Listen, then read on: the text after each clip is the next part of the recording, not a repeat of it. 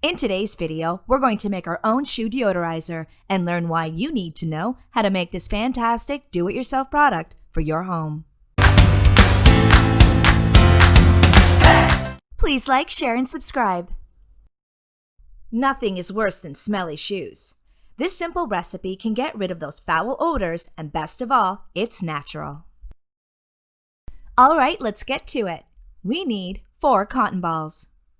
Essential oils I like to use are peppermint and wild orange essential oil. Both oils are antibacterial and possess delicious scents. They also can improve the mood and lessen anxiety. Place 1 drop of peppermint and 1 drop of wild orange essential oil on each cotton ball. Next, place a cotton ball into each shoe, 1 on each end. Then let sit overnight. It's just that easy. Here's the recipe if you'd like a screenshot. Thanks for watching, and remember, subscribe, comment, and ring that bell for more wellness content at The Essential Journey, restoring the mind, body, and home with the power of nature.